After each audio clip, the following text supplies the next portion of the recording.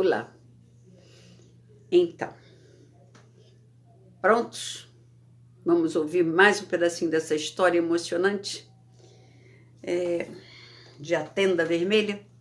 Mas antes disso, deixa eu fazer só uma correção. Na parte 21, quando eu começo a fazer a introdução, eu digo ali que tinha terminado de ler a parte 21 e iria começar a parte 21. Vê-se que eu errei, né? Então, eu terminei de ler a 20 e estava começando a ler a 21. Do mesmo modo, agora, né? A anterior foi a 21 e vamos a 22. Então, ainda estamos no capítulo 7, quando a Diná foi para o palácio do rei Hamor e lá foi ser dama de companhia da menina a qual ela ajudou no parto. E onde ela conheceu aquele rapaz bonitão. Tá bom? Então vou ler o último parágrafo pra gente, tá bom? Ashnan era uma moça bastante tola, com bons dentes e seios grandes, que recuperaram sua forma e beleza bem depressa quando o bebê foi entregue a uma ama de leite. Eu nunca ouvira falar de uma mulher saudável que tivesse dado filho para ser amamentado por outra. Em meu mundo, isso só acontecia quando a mãe morria ou estava morrendo. Entretanto, quem disse que eu entendia da vida das mulheres nobres? No princípio, eu me espantava com quase tudo que via. Não me importava muito em ser uma criada de Ashnan, pois era assim que ela me tratava. Trazia-lhe comida e alimentava, banhava seus pés e seu rosto. Ela pediu para ser massageada e eu tive de aprender essa arte com uma mulher idosa da casa.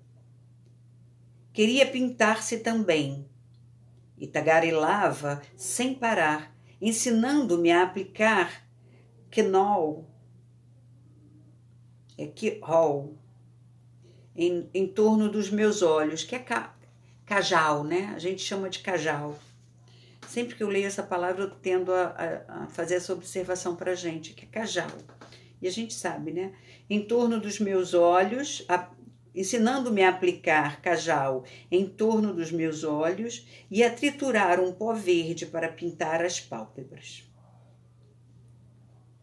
Não só faz você ficar bonita, explicava a Ashnan, como afasta os mosquitos.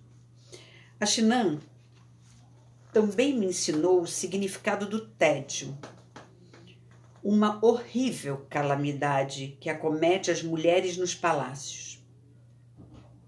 Houve uma tarde em que cheguei de fato a chorar, agoniada com a monotonia de ter de ficar sentada, imóvel, enquanto Ashnan dormia. Só o que tinha para me ocupar era a inquietação que me atormentava. Se Chalem estaria ou não consciente da minha presença no palácio de seu pai. Tinha dúvida se ele ainda se lembraria da tosca ajudante da parteira de sua irmã de leite. Eu estava presa ali sem ter como conseguir resposta, pois as paredes que dividiam as alas das mulheres e dos homens eram grossas. E no mundo do palácio não havia nenhum tipo de trabalho que oferecesse uma oportunidade de nossos caminhos se cruzarem. Passaram-se muitos dias e Yennefer veio ver como Ashnan ia passando. Tentei encontrar coragem para falar com ela sobre seu filho, mas só fiz gaguejar e enrubescer. Está sentindo falta de sua mãe, menina? Perguntou ela bondosamente. Sacudi a cabeça negando, mas com um ar tão infeliz que a rainha segurou minha mão e disse: acho que está precisando de um pouco de distração. Uma moça como você, que vive ao ar livre, deve se sentir como um pássaro engaiolado atrás dessas paredes. Sorri para Yennefer e ela apertou meus dedos. Você irá ao mercado com a minha criada, decidiu. Ajude-a a escolher as melhores romãs e veja se consegue achar uns bons figos para meu filho. Chalain gosta muito de figos. Na manhã seguinte, saí do palácio para a balbúrdia da cidade, onde pude olhar tudo o que quis. A criada ao meu lado não parecia ter pressa e deixou-me vaguear à vontade. Parei em quase todas as barracas e cobertores estendidos no chão do mercado, deslumbrada com a variedade e a quantidade de lamparinas, frutas, tecidos, queijos, cotes, ferramentas, animais, cestos, joias, ervas, tudo, enfim. Mas foi impossível encontrar figos naquele dia. Procuramos por eles até eu quase ficar tonta de calor e sede, pois detestaria voltar para o palácio sem satisfazer o pedido da rainha, sem levar as frutas para o meu amado. Afinal, depois de andarmos por todo lado, não havia mais nada a fazer senão voltar. Em nosso caminho para o palácio, deparei com o rosto mais velho que jamais encontrara. Uma vendedora de ervas, cuja pele escura tinha rugas tão cavadas quanto um ade seco. Parei ao lado do seu cobertor, escutando-a matraquear sobre um linimento qualquer, bom para a dor nas costas. Porém, ao abaixar-me para pegar uma raiz que não conhecia, ela agarrou meu pulso e encarou-me. Ah, mocinha, quer algo para o seu amante? Alguma coisa mágica que leve o seu rapaz para a cama? Para que ela se livre dessa sua virgindade incômoda? Soltei o braço com um repelão, horrorizada, porque a feiticeira enxergara tão bem o fundo do meu coração. Dizia provavelmente a mesma coisa para todas as moças que se aproximavam. Mas a criada de Yennefer notou o meu constrangimento e deu uma risada. Eu estava mortificada e procurei afastar-me depressa da velha. Não vi Chalain chegar, mas ele se postou à minha frente. O sol da tarde enchendo o céu à volta de sua cabeça como uma coroa reluzente. Prendi a respiração. Está passando bem, jovem? Perguntou ele com a voz suave e flautada de que me lembrava. Fiquei muda. Olhou para mim com um desejo igual ao que eu sentia e segurou o meu cotovelo para escoltar-me de volta ao palácio. A criada da rainha atrás de nós exibindo um largo sorriso. Sua senhora tinha razão. Havia uma centelha entre o príncipe e a descendente de Manri. Ao contrário de mim, o filho de Yennefer não conseguiu esconder da mãe o que se passava em seu coração. Yennefer desprezava as mulheres da cidade desde que chegara a Chechén, quando ainda era uma jovem noiva. Ignorantes e vazias, qualificava-as todas. Fiam mal, tecem pior ainda, vestem-se como homens e não entendem nada de ervas. Vão lhe dar filhos ignorantes, dizia Chalain. Vamos ter que arranjar algo melhor para você. Yennefer ficava impressionada com as atitudes da parteira, vinda das colinas, e também gostara da aparência da moça que carregava a bolsa dela.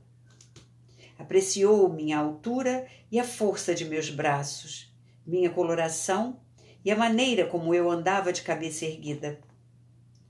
O fato de uma pessoa tão jovem já estar seguindo o caminho das parteiras demonstra que eu não era nenhuma tola.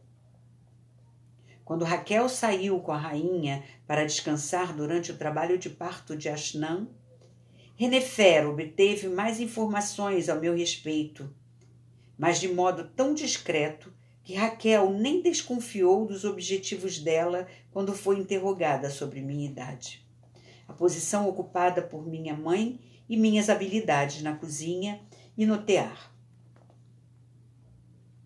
Ao surpreender Chalem e eu na antessala, Renefer percebeu de imediato que a semente de sua ideia já brotara por conta própria. Fez o que pôde para fomentar seu crescimento. Foi Renefer quem disse a Ashnã para mandar buscar-me na casa de meu pai, e também foi ela quem disse ao filho para sair à minha procura no mercado naquela manhã. Estou com medo de que a menina das colinas se perca, disse a Chalem. Você sabe que a minha criada é uma tonta e bem capaz de perdê-la de vista. Mas será que você ainda se lembra daquela moça, a que se chama Diná? Perguntou o filho. A de olhos escuros e cabelos encaracolados e de mãos bonitas que veio com a parteira. Você falou com ela na antessala quando a Ashnã estava em trabalho de parto. Chalem concordou em fazer o que a mãe pedia com tanta rapidez que Renefer, a custo, suprimiu uma risada. O príncipe e eu voltamos para o palácio e encontramos o pátio deserto, de acordo com as instruções de Renefer. A criada desapareceu. Desculpa. Ficamos em silêncio por um instante apenas, e então Chalem me puxou para um canto sombrio, pôs as mãos em meus ombros e cobriu minha boca com a sua, comprimindo seu corpo contra o meu. E eu, que nunca fora tocada ou beijada por homem nenhum, não senti qualquer temor. Ele não me pressionou ou empurrou. E coloquei minhas mãos em suas costas e apoiei-me em seu peito e dissolvi-me em suas mãos e em sua boca. Seus lábios desceram para o meu pescoço. Eu gemi e ele parou. Examinou meu rosto para descobrir o significado daquilo e, vendo um sim, pegou-me pela mão e levou-me por um corredor desconhecido para um quarto com o chão polido e uma cama com pernas esculpidas em formato de garras de falcão. Deitamo-nos sobre uma coberta de lã negra, com perfume suave, e encontramos um ao outro.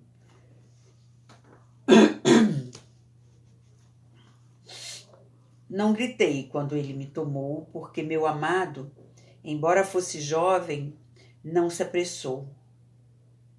Mais tarde, afinal serenado, ao descobrir que meu rosto estava úmido, ele disse: Ah, minha esposinha, não deixe que eu a machuque outra vez. Expliquei a ele que minhas lágrimas não eram de dor, que era a primeira vez em minha vida que chorava de felicidade. Prove-as, eu disse para o meu amado, e ele viu que minhas lágrimas eram doces. E também chorou. Abraçamo-nos com força até o desejo de Chalem renovar-se, e dessa vez não prendi a respiração quando ele entrou em mim. Comecei a sentir o que estava acontecendo com meu corpo e a compreender os prazeres do amor. Ninguém nos perturbou. A noite caiu e deixaram comida para nós na entrada do quarto. Frutas esplêndidas e vinho dourado, pão fresco e azeitonas, bolos encharcados de mel. Devoramos tudo aquilo como 2 cães esfaimados. Depois de comer, ele banhou-me em uma grande tina cheia de água quente que surgiu tão misteriosamente quanto a comida. Falou-me sobre o Egito e sobre o grande rio onde ele me levaria para nadar e aquecer-me ao sol. Não sei nadar, contei a Chalem. Ótimo, replicou ele. Assim sou eu quem vai ensinar você. Pôs as mãos em meu cabelo e emaranhou os dedos nos fios de tal forma que levamos algum tempo para soltá-lo. Adoro estes grilhões, disse. Quando não conseguiu desenredar-se, e ele cresceu, e nossa união foi deliciosamente lenta. As mãos dele acariciaram meu rosto e gritamos juntos de prazer. Sempre que não estávamos nos beijando, nos amando ou dormindo, Chalem e eu contávamos histórias um para o outro. Falei-lhe de meu pai, de minhas mães e descrevi meus irmãos um por um. Ele ficou encantado com os nomes deles e decorou todos por ordem de nascimento e quem nascera do ventre de qual das mães. Não sei se meu próprio pai teria feito melhor. Falou-me sobre seu preceptor, um aleijado que possuía uma voz maravilhosa e o ensinara a cantar e a ler. Falou-me sobre a dedicação e o amor de sua mãe e sobre os seus 5 meio-irmãos, acrescentando que nenhum deles aprendera as artes do Egito. Contou-me sobre sua visita à sacerdotisa, que em nome dos céus o havia iniciado na arte do amor. Em nenhum momento vi o rosto dela, disse. Os ritos são realizados na câmara mais profunda do templo, onde não há luz. Era como um sonho dentro de um sonho. Contou-me também que 3 vezes dormira como uma escrava, que dava risadas quando ele a abraçava e que queria receber pagamento quando terminaram. Entretanto, no final de nosso 2º dia juntos, suas experiências com outras mulheres já haviam sido superadas. Esqueci todas elas, admitiu ele. Então perdoo-lhe por todas elas, disse eu. Fazíamos amor sem cessar. Dormíamos e acordávamos com as mãos um no outro.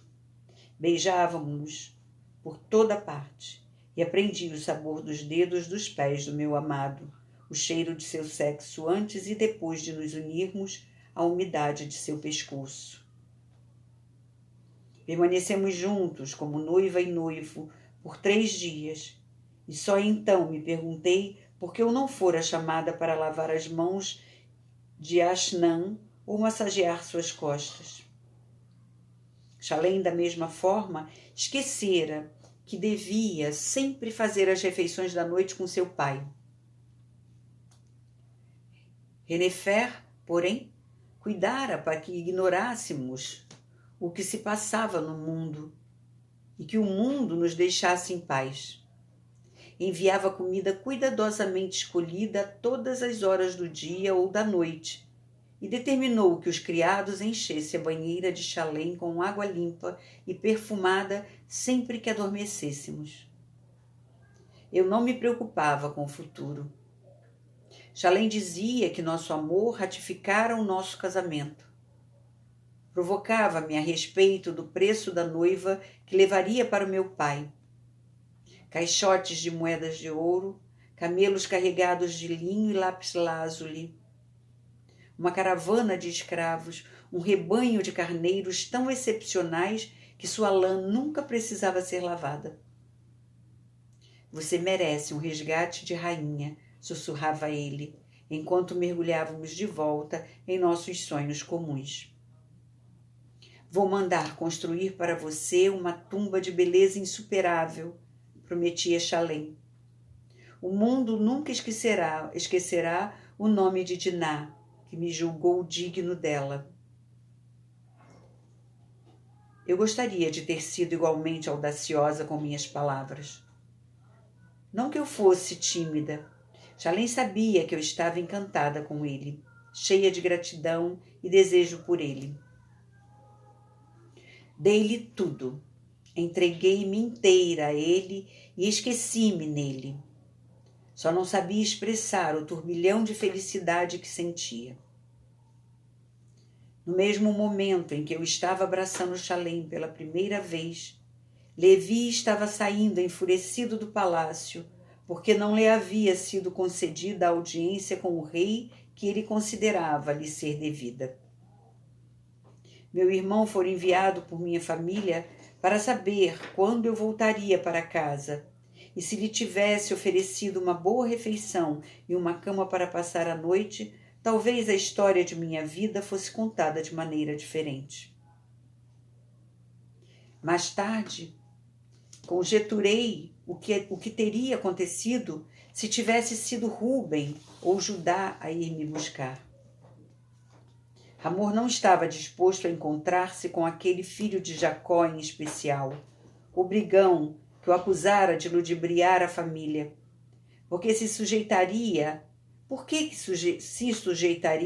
a ouvir mais acusações do filho lamuriento de um pastor de ovelhas? Se tivesse sido Rúben, Hamor o teria recebido de bom grado para jantar e passar a noite. Na realidade, qualquer um dos outros, até José, teria sido muito bem recebido. Hamor simpatizava com Jacó da mesma forma que sua rainha gostava das esposas de Jacó. O rei sabia que Jacó cuidara de seus rebanhos com tanta competência que logo se tornara o pastor mais rico do vale. A lã produzida por Jacó era mais macia, suas esposas eram habilidosas e seus filhos eram leais. Não provocava inimizade entre vizinhos. Havia enriquecido o vale e Hamor fazia questão de manter um bom relacionamento com ele. Casamentos entre as duas famílias seriam altamente desejáveis e, portanto, Hamor mostrou-se muito satisfeito quando Renefer lhe segredou que seu filho tinha interesse pela filha de Jacó. Na verdade, assim que o rei soube que Chalém estava deitado comigo, começou a fazer planos e cálculos sobre o generoso preço da noiva que ofereceria a Jacó. Ao ser informado pelos criados que os jovens faziam um belo par, que se adoravam e estavam muito ocupados produzindo seu neto, entusiasmou-se tanto que convocou Asnã para sua cama uma semana antes do fim do resguardo. Renefer nem chegou a repreender o marido e a moça quando soube do fato, tão alegre estava com a escolha do filho. No quarto dia de nossa felicidade, Chalém saiu do banho, vestiu-se e disse-me que iria falar com seu pai. Já está na hora de Hamor providenciar o preço da noiva. Ele estava tão bonito em sua túnica e suas sandálias que meus olhos se encheram de lágrimas outra vez. Nada de lágrimas, nem de felicidade, disse, e tirou-me da água. Beijou meu nariz e minha boca, levou-me para a cama. Espere por mim, amada. Não se vista. Fique apenas deitada aqui para que eu a veja assim quando pensar em você. Eu não vou demorar. Cobri seu rosto de beijos e pedi que voltasse correndo. Estava dormindo quando ele se deitou novamente ao meu lado, trazendo na pele o cheiro do mundo além da nossa cama pela primeira vez em tantos dias. Hamor partiu bem cedo na manhã seguinte em direção ao acampamento de Jacó. Um carroção abarrotado seguindo atrás dele. Não levou tenda nem criados para uma estada de uma noite. Não esperava ficar lá ou precisar negociar. Como poderia supor que suas boas notícias e seus presentes generosos encontrariam objeções? As novidades sobre Chalém e a filha de Jacó já haviam se espalhado pela cidade, mas não haviam chegado às tendas de Jacó. Quando ele soube que o príncipe da cidade tomara-me como esposa, não disse nada e não respondeu à oferta de Hamor. Como se estivesse petrificado, olhou para o homem sobre quem Levi e Simão haviam falado com tanta virulência, um homem da sua idade, segundo podia ver, mas ricamente vestido, de fala macia e gordo. O rei fez um gesto em direção à carroça cheia de presentes e aos carneiros e cabras que a acompanhavam. Declarou que ele e Jacó agora eram parentes e logo seriam avós do mesmo neto. Jacó protegeu os olhos e cobriu a boca com as mãos para que Hamor não visse seu mal-estar e seu espanto. Sacudiu a cabeça quando Hamor louvou a beleza de sua filha. Jacó ainda não refletira sobre um casamento para ela, apesar de Lia já ter mencionado o assunto. A menina, de certo, já tinha idade suficiente para isso. Mas Jacó não se sentia à vontade com aquela união. Não sabia bem porquê, e seu pescoço enrijeceu-se diante da expectativa de Hamor de que ele faria o que lhe dissessem para fazer.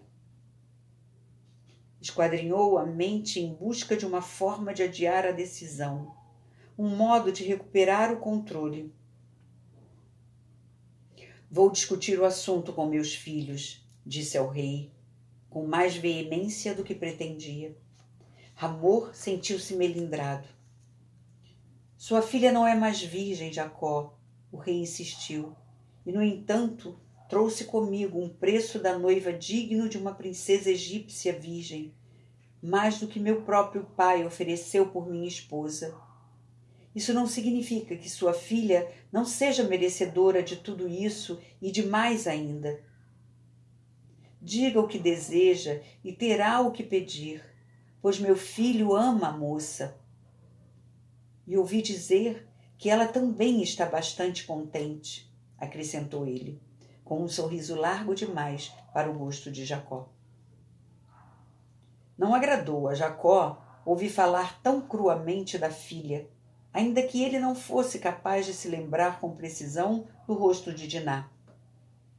Tudo que lhe ocorria era a imagem de uma cabeleira desgrenhada quando a menina corria atrás de José. A lembrança era muito antiga.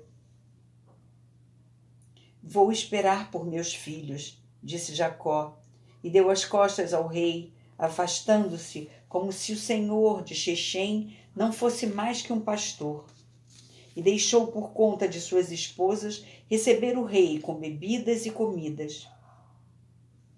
Mas Hamor não viu razão para ficar e retornou ao seu palácio, levando de volta os presentes. Jacó chamou Lia e dirigiu-lhe as palavras mais duras que jamais usara com uma esposa. Sua filha não é mais moça. Você foi muito insolente ao esconder isso de mim. Você já passou dos limites outra vez, mas nunca me envergonhou dessa maneira. Minha mãe estava tão surpresa quanto o marido e quis saber notícias de sua filha. O príncipe de Xexém reclamou-a para si. O pai dele veio pagar o preço da noiva, máximo por uma virgem. O que eu presumo que ela fosse antes de passar os portões daquela maldita cidade, daquele monte de esterco. Jacó falou em tom mordaz. Ela agora pertence a Xexém. Suponho, e não tem mais nada a ver comigo. Lia ficou furiosa. Vá procurar sua esposa, minha irmã, disse ela. Foi Raquel quem a levou para lá. É Raquel quem tem os olhos voltados para a cidade, não eu, marido. Pergunte à sua esposa, e as palavras de minha mãe estavam sempre impregnadas de fel. Pergunto a mim mesma se naquele momento, de alguma forma, ela pensou em mim. Se experimentou qualquer angústia, imaginando se eu teria consentido ou protestado, se o coração dela tentou adivinhar se eu teria chorado ou exultado. Suas palavras só se referiam à perda de uma filha que se fora para a cidade onde moraria com mulheres estrangeiras, aprenderia seus costumes e esqueceria sua mãe. Meu pai chamou Raquel em seguida. Marido, exclamou Raquel ao chegar sorridente, ouvi dizer que temos boas notícias. Jacó não sorriu. Não gosto daquela cidade, nem de seu rei, disse ele. E gosto menos ainda de uma filha indigna de confiança e de uma esposa mentirosa. Não diga nada de que possa arrepender-se mais tarde, replicou Raquel. Minha irmã indispôs você contra mim e contra sua única filha, que é apreciada por sua mãe em Manri. É um bom casamento. O rei disse que os dois estão apaixonados, não disse? Você já esqueceu o fogo que sentia? Será que ficou tão velho que nem se lembra mais daquele desejo? A expressão no rosto de Jacó era impenetrável.